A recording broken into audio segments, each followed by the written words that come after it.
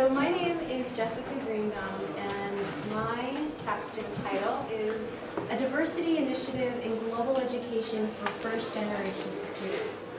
I'm a PIM 69, and I'm doing a CLIC or Course Link Capstone in International Education. Now, before I begin, I want to ask, what is a first-generation college student? Can someone give me a definition? Somebody that immigrated to America or Canada within their lifetime. That? Or is it the first person who's gone to college in their family? Right. Oh, okay. Yeah, the first person who's gone to college and everything. So how many here are first generation college students? And what are some of the challenges that a first generation college student may face while attending the universities?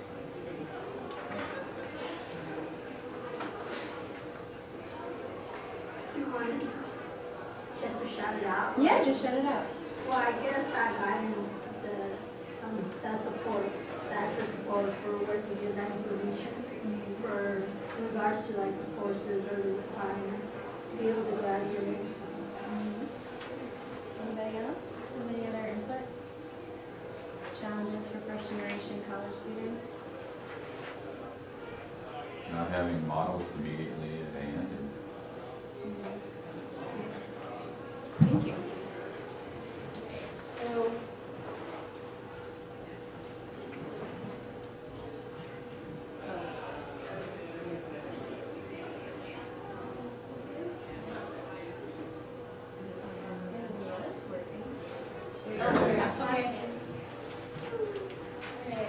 So, as I said, I'm doing my degrees in international education, and this is a course named Capstone. And it's based on the courses Design, Concepts and Evaluation, and Design and Delivery. Now, these are all of the components that are in my paper: the introduction, program overview, program rationale, needs assessment, literature review, theoretical foundations, program description, goals and objectives, program components, staffing and budget, evaluation plan, and conclusion. However, to keep things a little short and on time, I'm only going to be focusing on the pieces that are highlighted in green. So as you said before, the definition of a first generation college student is one in which neither parent received a college degree beyond that of a high school diploma. So most students who study abroad have had parents who have gone to college and understand the benefits of a semester or a year in another country. They're able to help their child choose a destination, go through the application process, bring them to the airport, and wish them good luck in their destination. But for a first generation college student, perhaps they never have even left their state. So even thinking about leaving the country is a really daunting idea. So they must depend on university faculty and staff in order to help them through that process. So to provide a little bit of context, I myself am a first generation college student. I did study abroad. I went to India for a semester to do a service learning program. My parents did not really understand what I was doing, where I was going. I didn't know about scholarships or anything. I took out a loan, which I'm still paying back, which is not very nice. But so I went abroad, and since then I've had other international opportunities, and I came to S.I.T. And from S.I.T. I moved to Colorado, and I started interning in the Office of Study Abroad, otherwise known as the Office of Global Education at the University of Colorado, Denver. And I interned here for a year, and I noticed that there was a great lack in diversity in the students who were going abroad. And I presented this to my director, and I said that I wanted to focus on diversifying the student body who was studying abroad. And I had full support from him, because he's really awesome. And in August, they hired me on as the Asia Study Abroad Coordinator, and while half my duties involve advising students who want to study in Asia. The other half is focusing on diversity issues and diversifying the students who are studying abroad. And this is a photo of one of our programs that went last year during May Master to China. All right, so University of Colorado, Denver. We are in Colorado, which is over there. And here's a close-up of Colorado. We're bordered by Wyoming, Nebraska, Kansas, Oklahoma, New Mexico, Arizona, Utah. We got the Four Corners over there. And we have CU Denver right in the heart of downtown Denver. And we're not too far from Boulder, and we kind of get a little confused with University of Colorado Boulder, which is a traditional research institution. We also get confused with the University of Denver, which is a private liberal arts university that send 80 to 90% of their students abroad. Okay. So University of Colorado Denver is an urban campus in downtown Denver. We have approximately 14,000 students, and that includes undergraduate and graduate students. We've got 13 schools and colleges with 119 degree programs.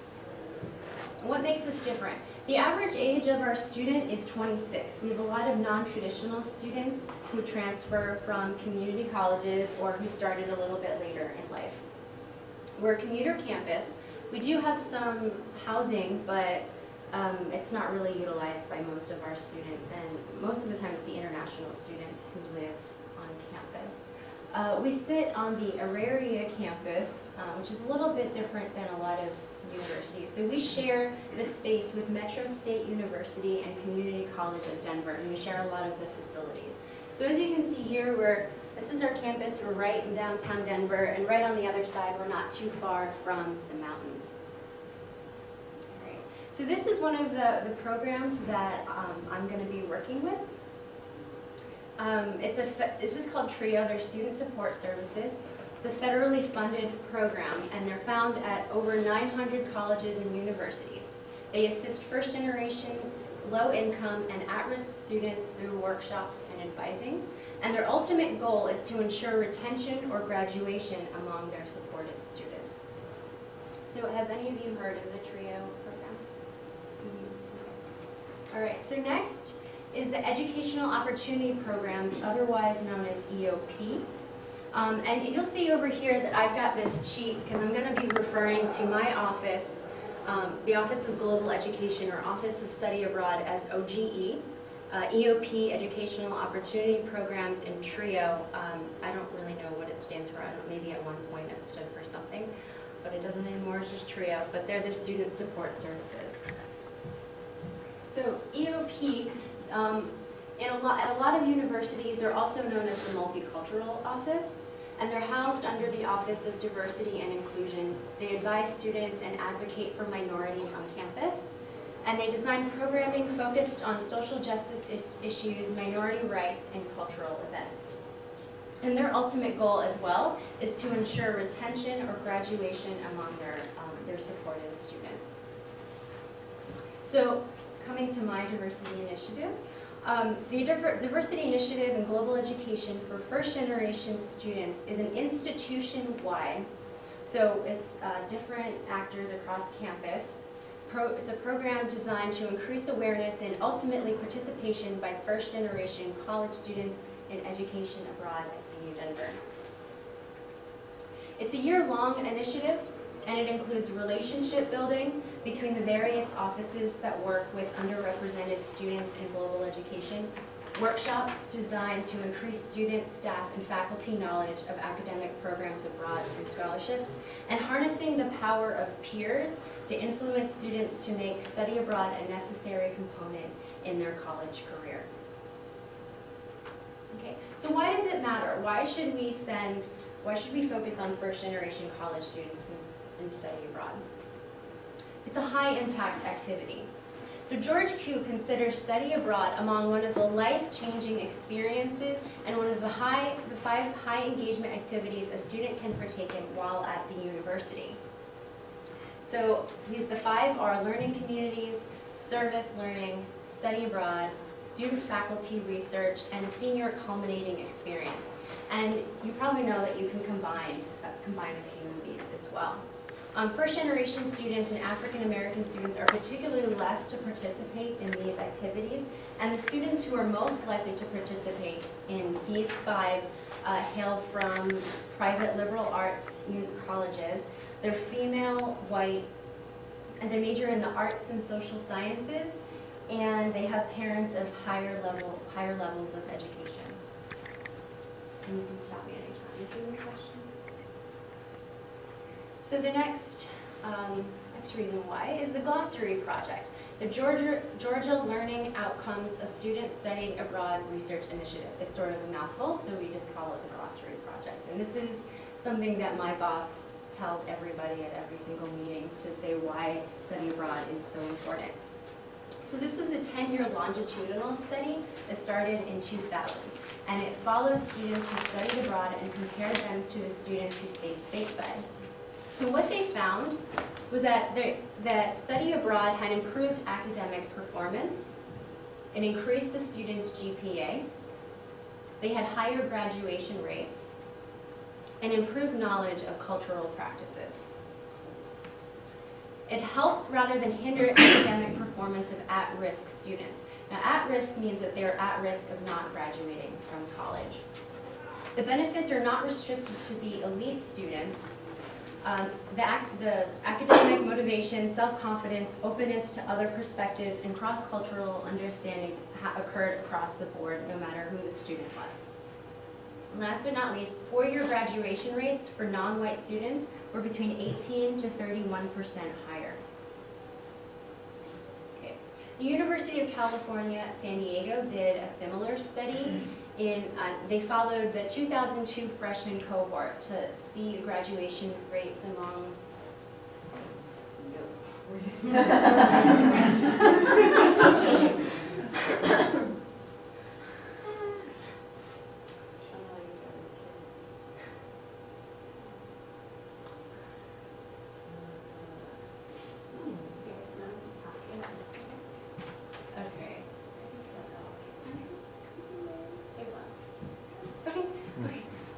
So it followed a 2002 freshman cohort for 7 years.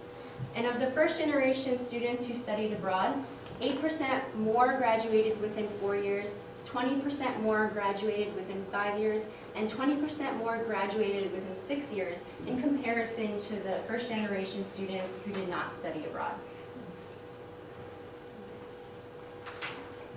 So I had an informal conversation with the director of TRIO, and I was telling her a little bit about my project, and she said that she had a couple students who had studied abroad who she could refer me to interview. So she gave me a few students, and I knew of a few students who had passed through our office who I could interview for this project. And I emailed probably about 9 of them. I explained what I'm doing, and I said that I myself am a first-generation college student.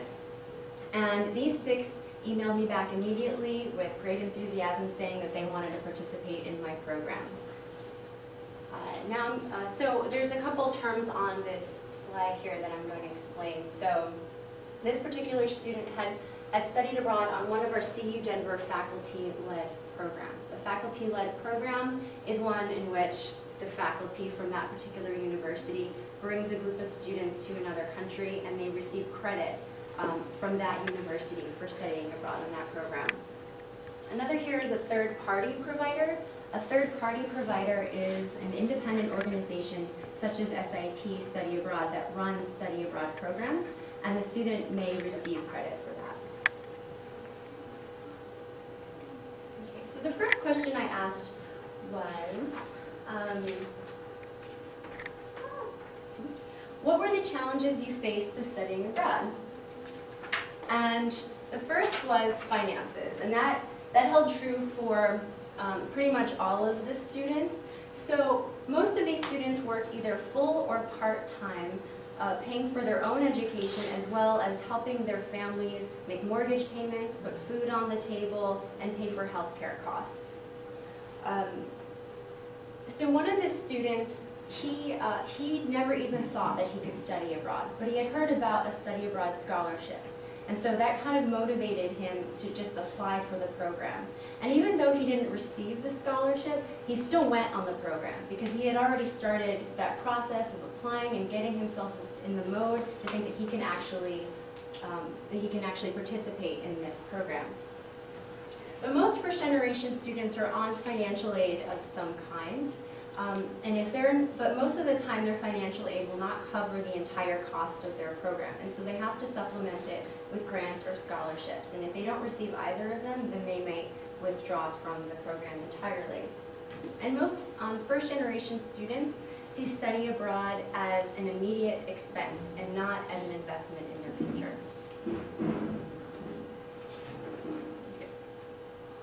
So next is confidence and self-efficacy. Can someone give me the definition of self-efficacy? Okay.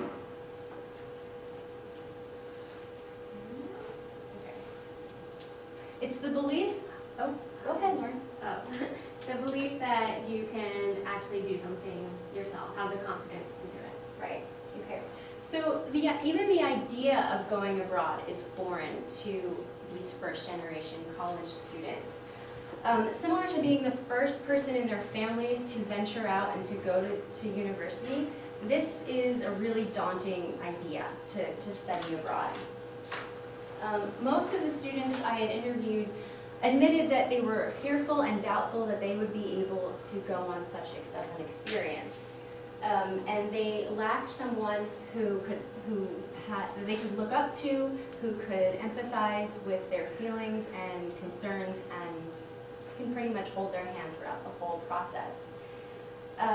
So this particular quote here, study abroad is something that happens to other people, people who don't have to worry about other things. And I thought this was a really great thing that the student had said. She's really interesting. So she graduated from high school, and she didn't feel like her high school really prepared her for college, and she didn't really have her parents who could back her up. So she spent the first 2 years of university going to community college, taking 1 to 2 classes per semester, just so she could understand how to pass her classes, and that's it. And then eventually she had transferred to CU Denver, and she felt like once she had conquered the intimidation of going to college, that she could study abroad, and it was something that she could do. If they can do it, so could she. And since then, she has maintained a 4.0 GPA throughout her entire college career. Right. So lack of knowledge, this came up a lot in conversations. That particular student, she said that she was walking down the hall one day and she saw one of our flyers on the wall for our program in China. And she was so surprised to see American students on this flyer, and she didn't think American students were able to go to China. She didn't think Americans were able to go to China, that it was safe, or it was not safe, that it was dangerous. But when she saw that, she thought, oh my gosh, this is something that I can do. Okay. So 2 of the students that I had interviewed worked in the Office of International Affairs, and the Office of International Affairs is sort of like the umbrella that the Office of Global Education is under. One student worked in international admissions, the other is our webmaster for our website, and both of them had said that if neither of them had worked in our office, that they never would have known about the opportunity to study abroad. So another issue is staff limitations. So in a lot of these cases, maybe in TRIO or the educational opportunity programs or other offices that these students frequent, their advisors might not know about the opportunity to study abroad. And if they do, they might not think of it as a priority and that it's unimportant. And so they might not even bring it up in conversation. And lastly, a lot of students think that study abroad will delay graduation. And surprisingly, I get a lot of questions about students wondering if they can even receive credit for studying abroad. And for a lot of us, it's sort of like, well, yeah, because you're studying abroad and you're taking a course, but a lot of students don't really understand that you're going abroad and you're taking a course and you're receiving credit for it. Okay, these are some of the other challenges that the students faced. Language requirements, if they didn't meet a certain level of Spanish or Chinese or Arabic in order to participate on the program. Time spent away from family or friends. One of the students I had interviewed said that she couldn't even imagine being away from her family for a semester, and that she was going to participate in our 3-week Maymester course in China instead. There's also the pressure to pass classes prior to departure. So on top of having to navigate the university and trying to pass your classes normally, you have to think about applying to the study abroad program, writing essays for scholarships. And so that's more time that the student needs to focus. And so it's kind of stressful in that whole preparation to study abroad. There's a tedious application process. One of the students said that he felt as if applying to study abroad took just as long as it did to actually be abroad. And he thought that was really and lack of previous experience in study abroad, not knowing someone who has studied abroad, someone who can empathize with their experience, and also poor media representation of students of color in study abroad materials. In the study abroad office, we get tons of materials from various third-party providers, and if you look through them, you'll see mostly students who are Caucasian. And so if these students aren't seeing people like them, then they can't envision themselves being in that place as well. Okay. So next I asked, who is in your support network to study abroad? Right. So parents. Much to my surprise, the parents did not hold or try to hold any of these students back. They were very supportive in an emotional sort of way. Right. But of course there was some concern about the student being away from them for a certain amount of time in such a faraway place that they might not understand or know anything about. Several of the students said that they would have gone anyway, regardless of whether their parents supported them, because they were paying for it themselves. And they knew that it would benefit them. And so these parents did provide some sort of emotional support, even though they didn't really understand what their child was doing. So next was faculty and university faculty and staff. A few of the students pointed to the director for global education, my boss, as being pretty high in their support network. He's really friendly, he's got an open door, and he'll sit with you for an hour and get really excited about where you want to go. And so the students pointed to him as being very high in their support network.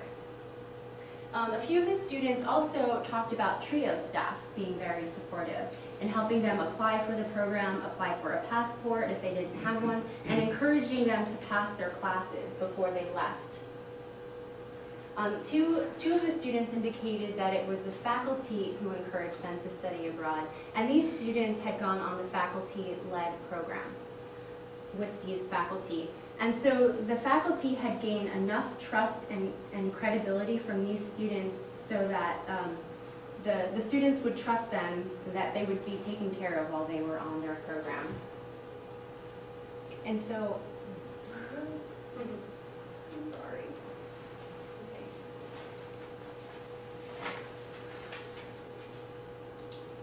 So parents provided emotional support while faculty and staff provided practical and technical support.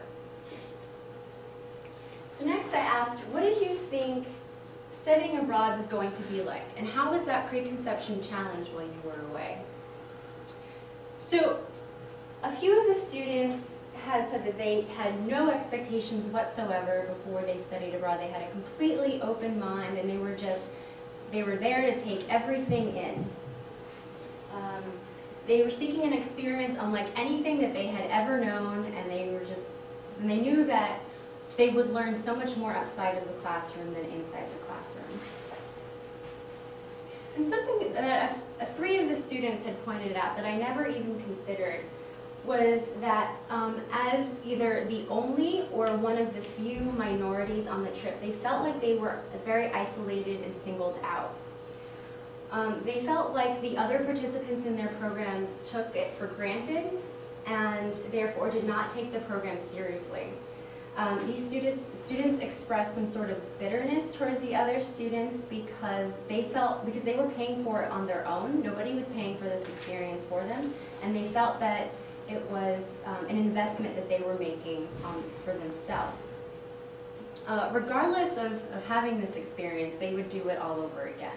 They still came back saying that they had a wonderful time, and they're telling everybody about it. But this was just a small piece that they had pointed out. So I wanted to gain some insight as to the recommendations that they had for future study abroad outreach geared towards first-generation students. So what can our office do to help first-generation students?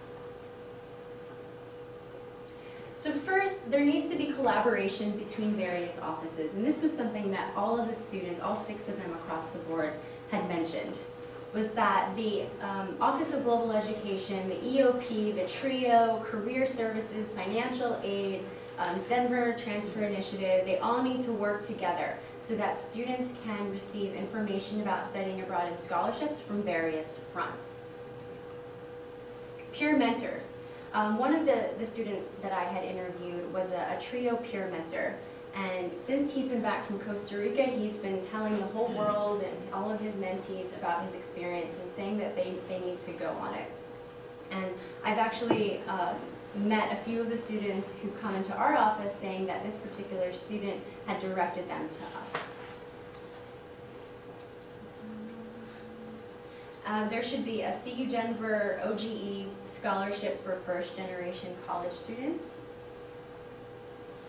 And that we should visit local community colleges and high schools in low-income neighborhoods to speak with classes or to set up a table, and to start early and get the word out about studying abroad, and that it's possible for them. So next, I interviewed Angela Marquez, the Executive Director of the Educational Opportunity Program. She's also the Director of the Hispanic American EOP program. So her responsibility is to provide minority students with support services, programming, and connection to resources on and off campus and graduate school exploration to ensure student retention and success. And she herself is a first-generation college student, and she never studied abroad. And she didn't study abroad because of lack of finances and lack of information. And it always seemed like something that wealthy students do. She never envisioned herself as a person who could study abroad. And also I wanted to know whether or not in her advising sessions, if she actually brought up to study abroad when she spoke to students. And she said not unless they express an interest in having international opportunities, she never brings it up. So some of the points that she had made was that some of the obstacles that first-generation college students face at their university are similar to those that they may face in order to go abroad. So psychological readiness to function in a new culture, an inability to call home to explain what they're going through because their families would not understand, and low self-confidence. So many of the students that she sees may not have even left Colorado or the Mountain West. And so she just tries to encourage them to leave the state and not so much go abroad. But she does see studying abroad as a good way to expand a student's horizons and to see other cultures and to go beyond their comfort zone. But because she doesn't know much about the experience, because she herself has not studied abroad, she doesn't feel as if she can really talk to it. She only knows what our office tells her. So trust is an immensely huge issue that came up not only in the conversations with the students, but in the conversation I had with Angela Marquez. And I have this picture here because trust isn't something that you can hand someone, it's something that you need to build, right?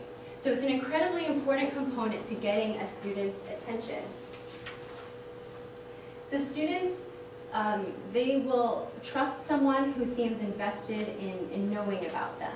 And they're less likely to listen to someone who just comes into their office, gives a presentation on Study Abroad 101 and leaves, right? So they need to become part of that community. And one of the students I had interviewed had said that both the TRIO office and the EOP office have very distinct cultures, and they provide safe havens for their students who are in both of these programs. And if you're an outsider who comes in and comes out, no one's really going to listen to you, and you need to become part of their community. So something that Angela had suggested was that someone from our office begin to hold office hours in the Educational Opportunity Office for at least a few hours a week, which is something that I just started doing a few weeks ago. All right. So these are the limitations to my needs assessment. I did not interview first-generation students who did not study abroad. I did not interview students who began their online application and withdrew because I didn't know of their first-generation status. And I only performed one formal interview with a staff member. So my literature review. So who are first-generation college students? Nationally, 34% of undergraduates at institutions that grant bachelor degrees or higher are first-generation students. They're more likely to attend college part-time, be female, be a student of color. 60% of first-generation college students are students of color. Be independent from their parents, have dependents, be married, be older than the traditional undergraduate age of 20, they would be 24 or older, have an income of $30,000 or less, work full-time, and attend a public institution. But the primary unifying factor of all of these first-generation college students is that they lack someone who can provide that college student role. So first-generation and low-income students view college degree as a way to receive a better job beyond that of just having a high school diploma. They're also more likely to major in vocational or technical fields than their peers. And they choose majors that tend to be underrepresented in study abroad programs. The top two majors for first-generation students are business and health sciences. So this was a concept that I found fascinating, that of social capital. And Pascarella et al. Define social capital as a form of capital that resides in relationships among individuals that facilitate transaction and the transmission of different resources. So these are people who are in your social network, people who can connect you to ideas and experiences, and to cultural capital. And cultural capital are resources that are generally created by the elite and financially privileged. Okay? So students who have parents with college degrees, they have better access to this cultural capital and feel more comfortable while at the university. They know they get help in using effective study strategies, knowing about opportunities on and off campus, how to pass their classes.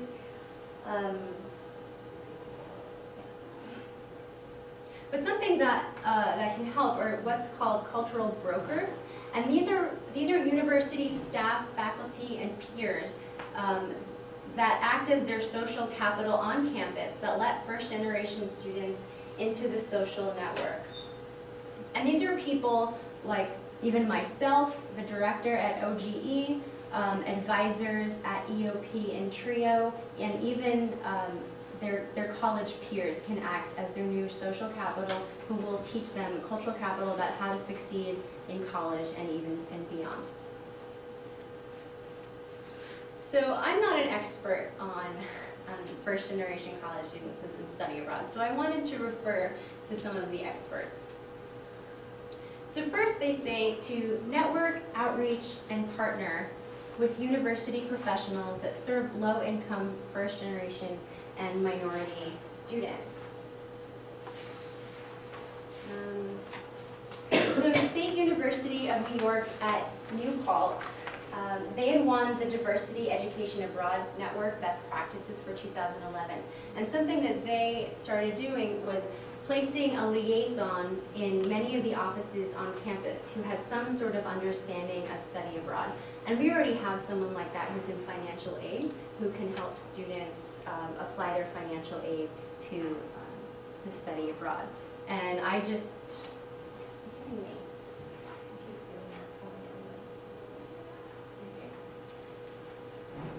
and I just started doing the office hours at EOP, so I'm sort of acting as that liaison in the Educational Opportunity Programs office. Next is to start early. There are a lot of high school to college bridge programs where study abroad workshops would work really well, and presenting information on Study Abroad 101. Also presenting study abroad information and scholarship information at freshman seminars, so students can start to plan early and figure out how they're going to work it into their college career and be able to afford it. Make the process to study abroad easier and more apparent. So also having the liaison in different offices, you have someone who can help someone move from step to step, or using websites, enhancing the study abroad website to make it easier for students, and channel the power of peer support. So there have been studies done on the effectiveness of peers on students' decisions and the positive relationships between doing really well in college and having peers. But it helps to have a peer who is much like yourself, to follow in their footsteps and to have someone who can empathize with your situation and concerns. And utilize the benefits of faculty support. There's also been research connecting faculty support and beyond that of the classroom to assist students in gaining a positive experience while at university. And offer short-term programs. So many of these first-generation college students work full or part-time, and they can't take off for a whole semester or for a year. And so a short-term program is anything that is 8 weeks or less. And all our short-term programs are 2 to 3 weeks long. And so these are programs that students are better able to take off of work and to attend, and they're even more affordable.